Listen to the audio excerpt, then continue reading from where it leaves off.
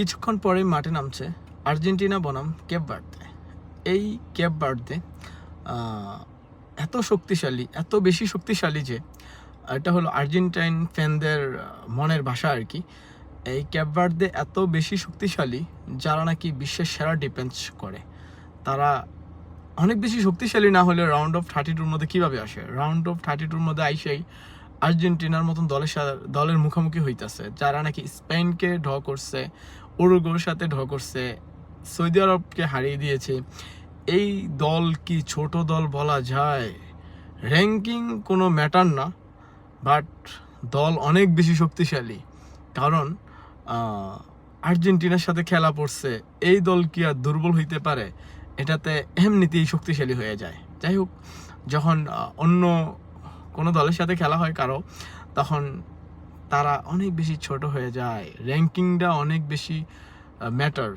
কত র্যাঙ্কিংয়ে আছে, কোন দেশি দল। আফ্রিকান হইলে আফ্রিকান দলের সাথে জয় তেমন বড় কিছু না। এশিয়ান দল হইলে এশিয়ার দল, এটা কি কিছু হইল? আর যখন আর্জেন্টিনার সাথে খেলা পড়ে, এমনিতেই দলগুলো অনেক বেশি শক্তিশালী হয়ে যায়। তার মধ্যে কেপ ভার্দে তো অন্যরকম একটা কিছু। যাই হোক, কেপ ভার্দের যে গোলকিপার, এটা নাকি চমকের উপরে চমক দিয়ে আসতেছে। যাই হোক, এটা তাদের মনের ভাষা।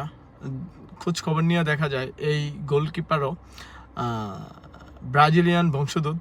যাই হোক, এই কেপ ভার্দে তার আগে কখনো আর ওয়ার্ল্ড কাপ খেলে নাই, কোনো অভিজ্ঞতা নাই। এইবার আইসেই বড় বড় দলের মুখোমুখি হইতেছে এবং কি তারা তাদের সেরাটা দিয়ে যাচ্ছে। এখন দেখার বিষয় আর্জেন্টিনার বিপক্ষে তারা কি করতে পারে। যেহেতু তারা কখনো ওয়ার্ল্ড কাপ খেলে নাই, তাদের অভিজ্ঞতা একটু কম থাকবে, এটাই স্বাভাবিক। আর্জেন্টিনা তাদের তুলনায় অনেক ভালো দল, সেক্ষেত্রে ফেভারিট আর্জেন্টিনাই থাকবে।